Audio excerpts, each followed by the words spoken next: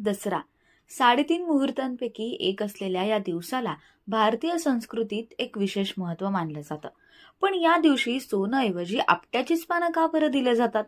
तर झालं असं, कौत्स हा पैठण शहरातल्या देवदत्त नावाच्या एका माणसाचा मुलगा. वरतंतू नावाच्या ऋषींकडे तो वेदाभ्यास करत होता. त्याला आपल्या गुरूंना गुरुदक्षिणा द्यायची होती. मला काहीही नको असं गुरूंनी म्हटल्यावरही त्याने त्यांच्या मागे तगादा लावला. मला 14 कोटी सुवर्णमुद्रा आणून दे.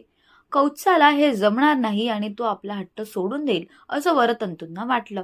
पण तेव्हा कौत्स रघुराजाकडे गेला. रघुराजाकडे तितके पैसे नसल्याने साक्षात कुबेर देवाकडे त्यांनी मदत मागितली. ही विनंती ऐकून कुबेर देवाने चक्क सोन्याचा पाऊस पाडला. पण या राजाने सर्व मुद्रा कौत्साला दिल्या.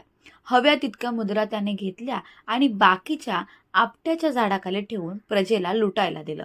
त्यामुळे दसऱ्याच्या दिवशी सोनं म्हणून आपट्याची पानं वाटली जातात आणि सोनं घ्या आणि सोन्यासारखे राहा असं देखील म्हटलं जातं.